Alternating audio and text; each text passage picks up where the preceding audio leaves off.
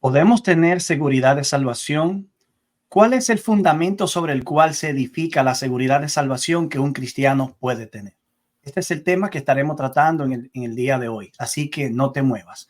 Te habla el pastor Héctor Delgado y para mí siempre es un inmenso placer compartir con ustedes, enviar un saludo afectuoso a todos los fieles oyentes de nuestro programa, de nuestros temas y también a todos aquellos amigos que nos siguen a través de las diferentes plataformas sociales. Me acompaña el pastor Dauris Contreras. Saludos, mis queridos, saludos, Pastor Delgado. Un placer estar contigo en este programa Fe y Sociedad y un placer también tener a nuestros amigos que nos acompañan a través de las redes sociales para compartir con nosotros en esta transmisión. Desde ya les animamos a que por favor puedan compartir con sus amigos esa transmisión y también le vamos a pedir que si pueden suscribirse al canal del pastor Héctor Delgado. ¿Cuál es el nombre, pastor, de tu canal de YouTube? Asimismo, Héctor Delgado. Héctor Delgado. A veces busco la palabra Héctor Delgado, pastor, y aparece otro pastor, Héctor Delgado, Sí. que solía ser Héctor el Father y tienes a veces es muy difícil encontrarte. Sí, es el mismo nombre, pero se van a dar cuenta porque Héctor el Fad es medio gordito y yo no soy así. Sí. A veces cuando aparece Héctor Delgado es el más que aparece. Te lo digo porque te he buscado y a veces me ha salido un Sí. poco. Lo que pasa es que este ahora pastor evangélico fue un conocido artista. Su nombre Sí. ya tiene su espacio ganado en el algoritmo de Google y los canales. Dauris, pero también el canal tuyo, bajo tu nombre, Dauris Contreras. Sí. A nuestros amigos que puedan buscarte a ti, suscribirse y darle a la campanita para que cada vez que tú subas uno de los temas que se están transmitiendo, puedas llegarle. Claro que sí, Héctor. Y damos gracias a nuestros amigos que siempre nos acompañan y oramos para que cada intervención que nosotros tenemos sea de bendición para ustedes. Y en ese tenor vamos a orar brevemente para comenzar el tema del día de hoy. Claro que sí. Padre bueno del cielo, gracias te damos infinitamente por este privilegio que nos das de acercarnos a ti en oración. En esta ocasión pedimos tu dirección en la discusión de este programa, que sea de bendición y de crecimiento espiritual para cada oyente y para nosotros. En el nombre de Jesús. Amén. Bueno, en el día de hoy vamos a estar tratando el tema de la seguridad de la salvación. Es un tema importante y como todo otro tema teológico bíblico, también es causa de muchas discusiones y debates en el ámbito teológico.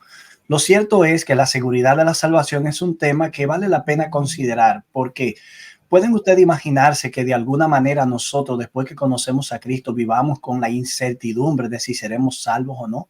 De si cuando Cristo venga estaremos listos o no.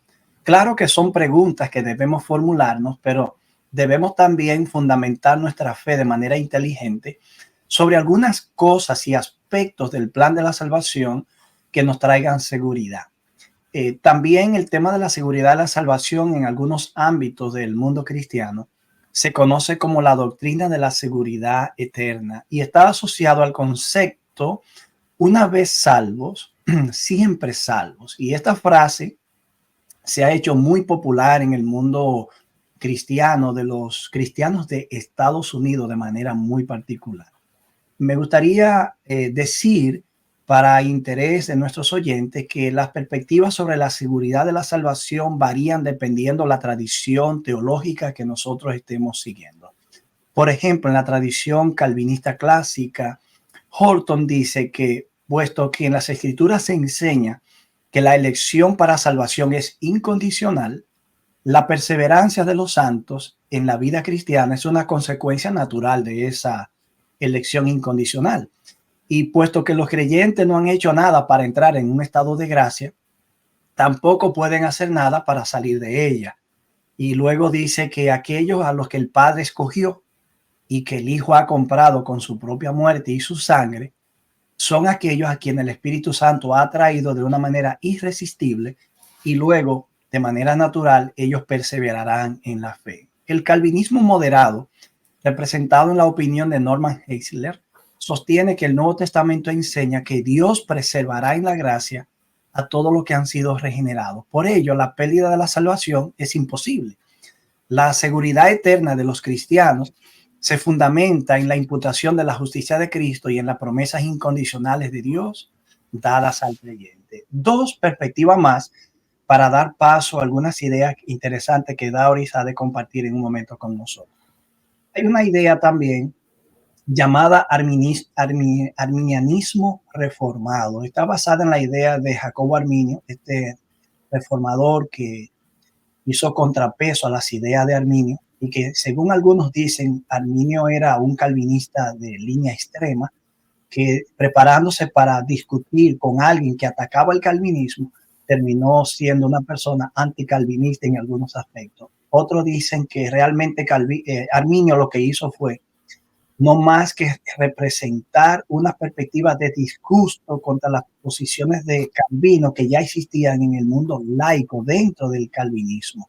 Pero bien, fuera como fuera este asunto, lo cierto es que en el arminianismo reformado se sostiene que únicamente la salvación se puede perder, es decir, uno puede tener seguridad de no permanente de salvación cuando uno está en apostasía o cuando uno está reforzando la incredulidad en la vida de una persona. Se arguye además que la apostasía es el único estado irrevocable, es decir, si tú entras en apostasía, aquí se van a un extremo, ya no hay manera de que tú regreses. Finalmente está la tradición wesleyana.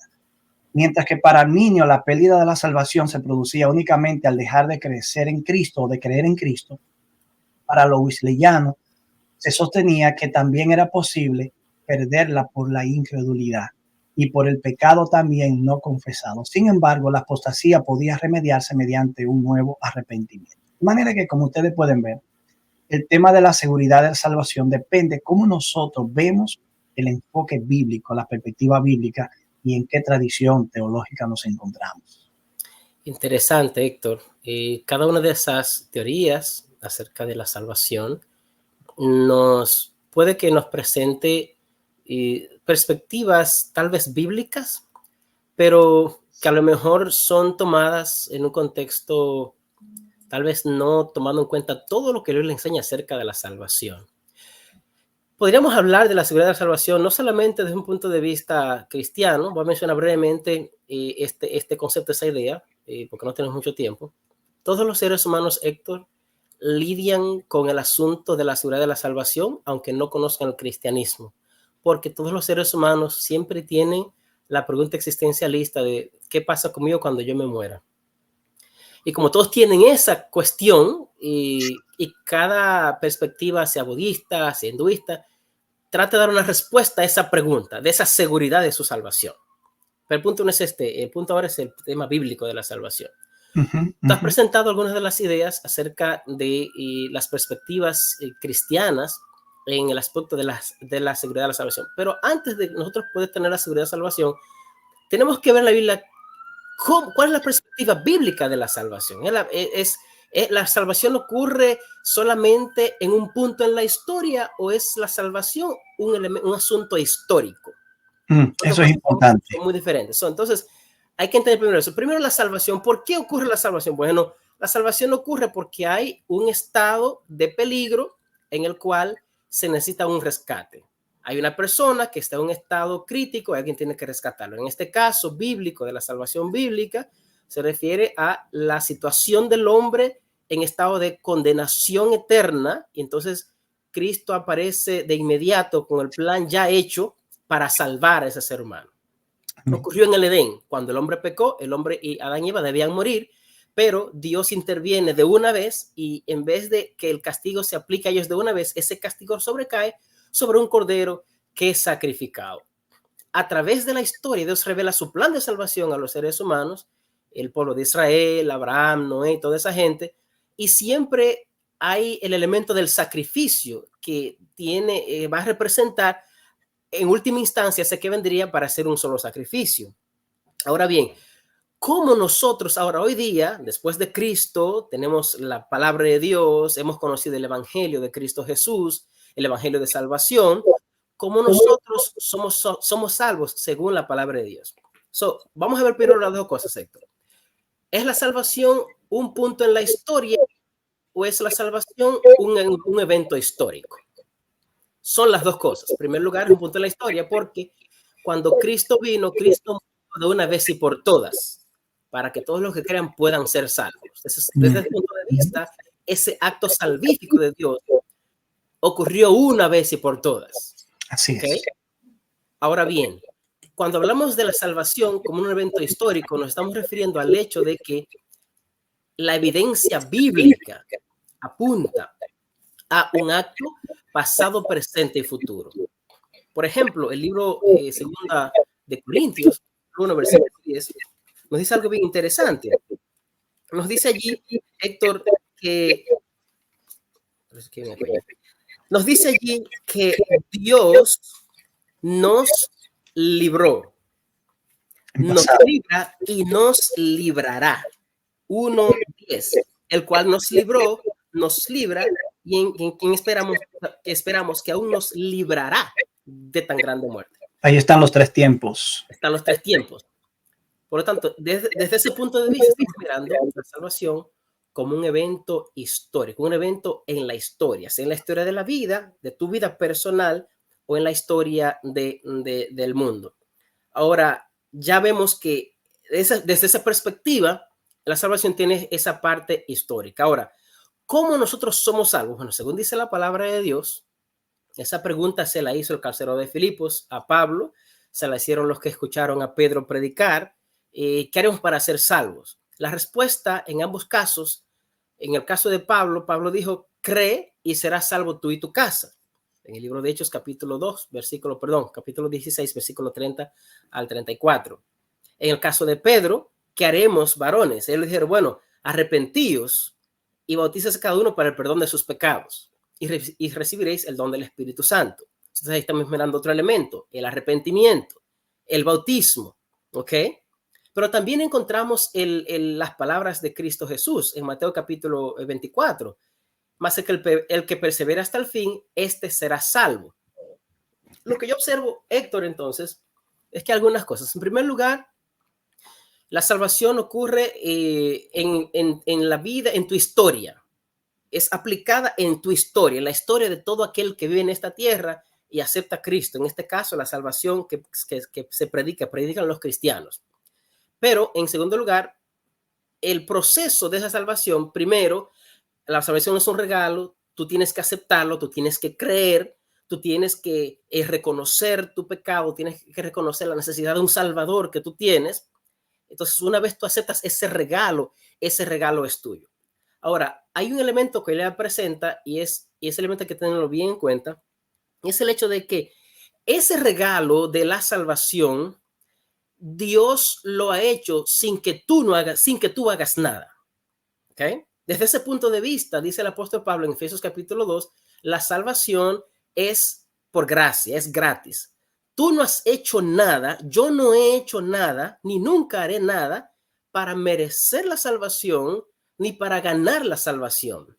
Porque esa ha sido una prerrogativa divina y siempre lo fue.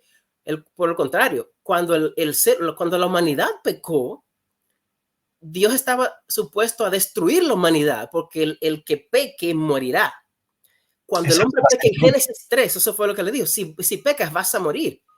Lo que ocurre en Génesis 3 no es un acto de justicia, sino un acto de misericordia.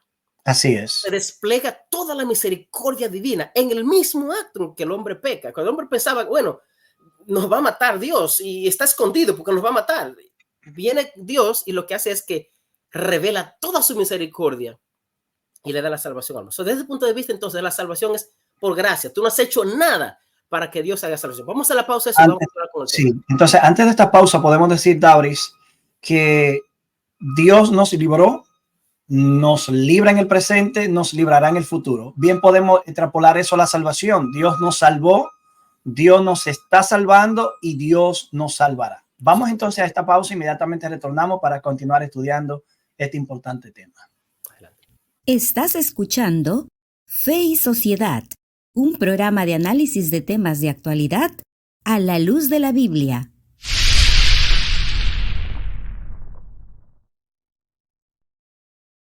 En esta ocasión estamos estudiando el tema de la seguridad de la salvación. Hemos podido ver que la salvación se presenta en la Biblia más que como un acto puntual, sin dejar de ser un acto puntual en un momento, cuando Cristo muere en la cruz, también como un acto presente, pero también en consecuencia como un acto futuro. hemos visto también que toda persona necesita vivir bajo el manto de la seguridad de un futuro cierto. Aún los que no creen en Cristo temen hacia el futuro porque saben que como han de morir, se hacen preguntas e interrogantes que le gustaría a ellos, por ejemplo, saber qué ocurrirá. De manera que todos lidiamos con el tema de la inseguridad y tratamos de cimentarnos sobre un terreno de seguridad. Vimos también que algunas tradiciones cristianas tienen sus propios entendimientos, sus propios enfoques, y que todo dependerá mi entendimiento actual sobre la tradición a la que yo pertenezco. Sin embargo, en este programa o en este tema que siempre hacemos, este estudio, tratamos de ver la perspectiva bíblica. Es obvio que no siempre estaremos de acuerdo con todos los que nos escuchan, pero por lo menos esperamos que nuestras ideas puedan ser ponderadas, porque de pronto algunas propuestas que hagamos pueden arrojar luz al respecto. Lauri, ¿nos decía entonces? Te decía que en el aspecto histórico de la salvación, como hemos leído en el libro de Corintios, hay algún teólogo que ha escrito diciendo que nosotros fuimos en el pasado, en ese momento puntual, salvos de la condenación del pecado, que es esa salvación. En el presente somos salvos del poder del pecado y en el futuro somos salvos de la presencia del pecado. Así es. Ciertamente. Lo primero tendría que ver con los aspectos objetivos de la salvación, lo que Dios hizo en Cristo. Perfecto. Y del poder del pecado implicaría la aplicación de esa realidad en nuestra vida ahora. Y es un estado en el que debemos permanecer, que el que empezó la buena obra en nosotros también la pueda terminar. Y en el futuro, obvio, la glorificación nos librará entonces de ese estado actual pecaminoso que tenemos como seres humanos. Lauri, ¿sabe que a favor de la idea de la seguridad eterna de la salvación, algunas personas han señalado algunos pasajes bíblicos? Por ejemplo, Pablo dice que a los que Dios predestinó, a eso también llamó, y a los que llamó, a eso también justificó, y a los que justificó, a eso también glorificó. Y toman este pasaje como si cada una de estas experiencias o acciones divinas se completaran o se cumplieran de manera automática, secuencial, como, bueno, si ya Dios me predestinó, entonces me llama, y si me llamó, entonces me justifica, y si me justifica, inevitablemente me glorificará. Claro, pero nosotros podríamos decir, pero puede haber algunos pero entre una declaración y otra. Otros pasajes que se utilizan también para hablar de, por ejemplo, de la seguridad eterna, tiene que ver con Juan 6, verso 39 al 40. Y esta es la voluntad del que me envió, que todo lo que él me ha dado yo no pierda nada, sino que yo lo resucite en el día final. Pero porque esta es la voluntad de mi Padre, que todo lo que ve al Hijo y cree en él tenga vida eterna, y yo mismo lo resucitaré en el día final. Sin embargo, algunas personas han observado que en esta declaración de Juan se utiliza el participio presente. Bien podríamos entonces traducir el pasaje de la siguiente manera. Todo aquel que ve, bien podría ser traducido, todo aquel que está viendo, como una experiencia continua. El que cree en él podría mejor ser traducido como que está creyendo en él, lo que implicaría que si de momento dejo de verlo, puedo perder. Que si dejo de creer o no continúo creyendo, yo podría perder. Y otro caso más, para continuar en esta línea, está en Juan capítulo 10, verso 27 al 29, que dice: mis ovejas oyen mi voz y yo los conozco y me siguen y yo les doy vida eterna y jamás perecerán. Nadie las arrebatará de mi mano. Mi Padre que me la dio es mayor que todos y nadie la puede arrebatar de la mano de mi Padre. Pues miren, aquí tenemos un caso parecido. De pronto parecería que esa declaración es como unidireccional y que eso que se describe ahí ocurre de manera inevitable, sin que el hombre pueda tomar una decisión para alterar eso. Pero cuando vemos que todos los verbos que se utilizan en esta declaración están en el presente del indicativo, entonces nosotros deberíamos leer el pasaje de la siguiente manera: mis ovejas están oyendo mi voz, yo la estoy conociendo, ellas me están siguiendo y yo le estoy dando vida eterna. Eso es una continuidad. Que hay una continuidad, no es algo que Dios decidió allá, sino que está ocurriendo aquí y ahora. Y es algo que opera continuamente, Héctor. Exactamente, y eso coincide con nuestra definición de la salvación como algo histórico que siempre está en continuo desarrollo y fluidez. Bueno, es evidente, Héctor, que si, digamos, la predestinación entiende la salvación de esa manera, tiene lógica de que si ya tú fuiste elegido para la salvación, o sea, no hay nada que tú puedas hacer para que eso no sea así. Así es. Y pareciera que esa idea ofrece una seguridad de salvación, pero eso trae más duda. ¿Por qué? Porque ¿cómo tú sabes que fuiste elegido? ¿Cómo tú no sabes que en el futuro tú no te vas a apartar? Y si te apartaste supuestamente es porque tú nunca estuviste en los brazos o fuiste elegido. Entonces, eso crea más duda que seguridad en Alguien la dijo una salvación. vez, ¿cómo sabemos que somos de los salvados, de los que perseverarán? La persona, el teólogo respondió y dijo, si nosotros estamos perseverando ahora, somos de los escogidos. Pero el hecho es que esa es una salida falaz, una respuesta inadecuada por el hecho de que muchas personas que hoy están perseverando quizás mañana pierden la fe. Eso es Y correcto. también ocurre, según la experiencia ha demostrado, que mucha gente que hoy pierde su fe, mañana la recupera. Así Horton, es. por ejemplo, un teólogo calvinista, dijo en una ocasión, la salvación no puede ganarse o perderse por nuestros esfuerzos. Para mí, si hubiese dicho, la salvación no puede ganarse por nuestros esfuerzos, yo estaría de acuerdo. Pero cuando dice que tampoco puede perderse, aún yo quiera que se pierda. Mira, cuando yo leí el argumento, dije, déjame ver los argumentos bíblicos que tiene. Mencionó 2 textos bíblicos para la primera parte, pero para la segunda parte no señaló un solo texto bíblico.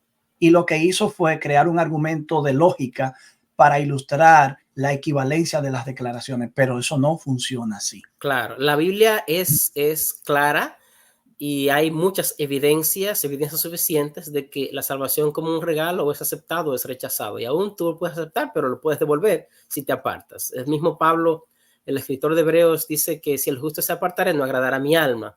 De modo que Ezequiel también dice que si el justo hace toda la justicia y después comete algo malo, toda la justicia no le compensarán para lo que hizo mal. Y ahora que tú dices eso, Dauri, yo he estado chequeando el argumento de las personas que creen en la seguridad eterna. Dicen, bueno, si alguien se aparta es porque no creyó de verdad, no era un creyente genuino, pero en las escrituras eso no se ve así. Dice, si el Claro. justo se aparta. No está diciendo si el que pretende ser justo. El hecho está en que Sí. cuando nosotros permitimos que un elemento teológico se convierta en el todo regulatorio de nuestro sistema de creencias, entonces tenemos que empezar a hacer malabares teológicos para justificar nuestra perspectiva. Pensemos, por ejemplo, en las parábolas de Lucas 15. Tenemos la oveja perdida, la moneda perdida, y vamos a decir también el hijo perdido, pero bien podríamos llamar esa parábola el padre amante o los 2 hijos perdidos, porque ninguno estaba bien. Aunque uno se fue y otro se quedó, Sí, sí. los 2 estaban mal. Tú sabes que algunos han dicho que la oveja perdida denota a alguien que está perdido, pero que aunque sabe que está perdido, no sabe cómo regresar, no encuentra el camino. Bueno, es una buena analogía. Tú sabes que yo he conocido personas así, Dauri, que dicen, yo sé que este es el camino, yo sé que Cristo murió por mí, pero no logro conectar nuevamente. También hay casos de personas que están perdidas y ni siquiera lo reconocen ni lo saben, no se consideran como tal. Eso se aplica en el caso de la moneda perdida. Sí. Pero en el caso del hijo pródigo, como se le llama comúnmente, este muchacho estuvo en la casa del padre, decidió independizarse, formar tienda aparte, hizo una provincia apartada, vivir a su manera, lejos de Dios o lejos del padre, de la comunión y la relación de la familia del padre. Pero luego decide, vuelve en sí, convencido por el espíritu, y vuelve a la casa. Alguien diría, bueno, pero tú estás hablando de un muchacho que realmente no era un hijo real, sino que estaba ahí en la casa por estar. Pero no, eso no es lo que el texto infiere. El texto infiere que esta persona en algún momento estuvo vivo, se murió cuando se apartó, pero cuando regresó entonces volvió a vivir. Lo que indica que la seguridad que en principio tenía la perdió por causa de su descarrío en el pecado, pero la vuelve a recuperar al reencontrarse con el Padre. Interesante. Y eso Un pensamiento hermoso. es interesante para hacer un segue entre lo que has presentado con el elemento que quiero ahora hablar y que tal vez, Héctor, sea la parte que todos los cristianos luchan más. Y hay dos opciones que la persona termina eligiendo. Lo que quiero hablar es respecto a qué es lo que causa en los cristianos la inseguridad de la salvación. Por lo general, lo que causa la inseguridad de la salvación en los cristianos tiene que ver con el estilo de vida de pecado los pecados y la lucha por ser santos, la lucha por ser perfectos. Eso tal vez es lo que más causa que los cristianos, muchos cristianos, se pregunten si soy salvo o si estoy perdido. ¿Me salvaré yo? ¿Me perderé? Algunos se enfocan en vivir una vida cristiana perfecta, lo más perfecto posible. Tratan de, como dice la Biblia, ¿verdad? Tratan de obedecer la ley lo mejor posible. Se enfocan en pecar lo menos posible. Y entonces, al vivir en ese enfoque, bueno, yo quiero ser santo, quiero dejar de pecar. Hubo un tiempo que algunos decidieron salir del mundo e irse al monte cuando comenzó el asunto del monasterio, el monasticismo. Apartarse. Sí, pero el cristianismo, según Cristo lo estableció, no son del mundo, pero están en el mundo. Somos la sal, somos la luz, hay que estar dentro. Pero entonces hay una lucha constante del cristiano en el mundo que tiene que lidiar con todas esas cosas seculares, al mismo tiempo ser cristiano, buen cristiano a la vez. Entonces, el tener que lidiar con esas cosas hace que muchos cristianos estén inseguros de su salvación. Es tener una mala comprensión del evangelio. Es Claro, cuando una persona empieza a ver el evangelio como buenos consejos. Haz perfecto. esto, no haga aquello, haz esto, no haga aquello. Uh-huh. Pero el evangelio son buenas nuevas. Entonces nosotros tenemos que entender que todo nuestro esfuerzo en la vida cristiana por ser fiel debe ser hecho en el ámbito de la fe. Ayer creí, hoy debo volver a creer. Mañana tendré que volver a creer. No en el ámbito de las obras. Ayer hice, hoy tengo que hacer y mañana debo volver a hacer. Así Cuando es. no se comprende el evangelio, cometemos estos errores y sufrimos de inseguridad de salvación. Eso es correcto. Otro punto también, Héctor. Bueno, en ese mismo tenor primero, lo que la Biblia dice, digamos, en Hebreos capítulo 12, sin santidad nadie verá al Señor. Y bueno, ese argumento, tú tienes que ser santo para tú poder ser salvo.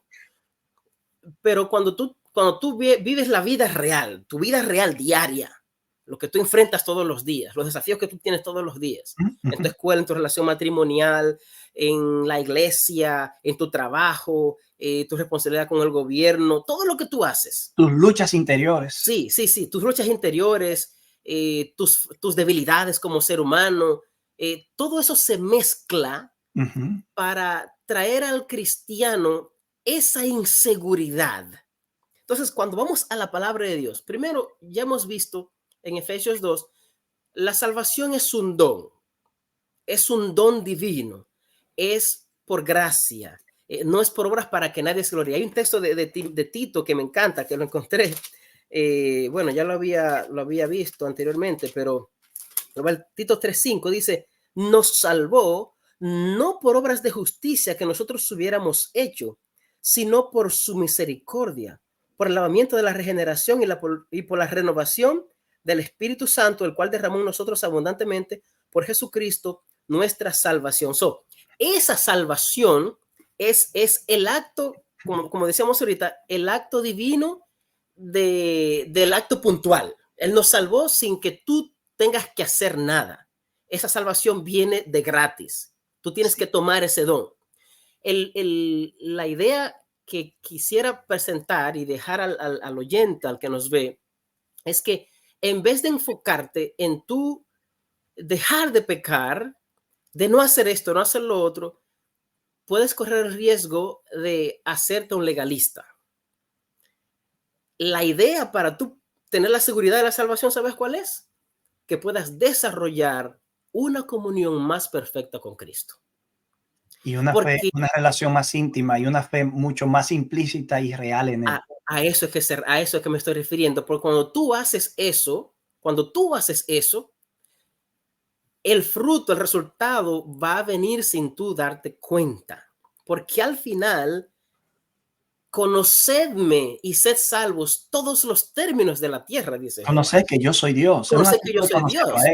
David, en esa parte, ya el tiempo se nos fue, tenemos el tiempo encima, pero hoy nos pasamos unos minutitos también, pero David, yo quiero aportar algo aquí en esta parte final y es con la que quizás yo quisiera que, en lo que respecta a mí, porque yo sé que tú siempre tienes unas palabras de despedida para las personas, yo quiero decir que la seguridad de la salvación solo es posible cuando tú logras apreciar el amor de Dios por ti. Juan 3:16 es muy claro. Dice que Dios amó al mundo de tal manera que dio a Jesús. Si Dios fue capaz de armar al mundo así y entregar a Jesús algo tan valioso, implica no que tú tienes un gran valor, sino que ese amor, una vez tú logras apreciarlo, vislumbrarlo, recibirlo, reconocerlo, amarlo, corresponderle, entonces eso trae en ti la seguridad. Primera de Juan, capítulo 5, versos 10 y 11 dice que el que cree en el Hijo tiene el testimonio en sí mismo. El que no cree en el Hijo de Dios hace a Dios mentiroso. Aquí se ve rápidamente que el que está en una relación correcta con Dios está bien. Y el que no tiene fe genuina en Dios es el que tiene problemas. Dios nos ha dado vida eterna y esta vida eterna está en su Hijo. Finalmente yo diría que Satanás es un enemigo derrotado. Aunque tú temas que él pueda provocar en ti la perdición, él no tiene el poder después de la cruz para destruirte. Si tú puedes refugiarte en Jesús, si puedes creer en él y aceptar su justicia por la fe. Yo con eso quiero dejarte dicho que de la única manera que tú puedes sufrir de inseguridad es si no comprende el evangelio, si no comprende el amor de Dios, si no tienes la relación correcta con Dios o tu vista está puesta en los elementos espirituales equivocados. Pero siempre que tú confíes en el Señor y te mantengas creyendo en él, el que persevere hasta el fin, así ese será salvo. Dauris, para concluir, ¿qué le diría? En otras palabras, como dice Héctor, tu fe en lo que Cristo hizo es lo que le da valor a lo que Cristo hizo. Tu fe en que Cristo murió por ti para salvarte.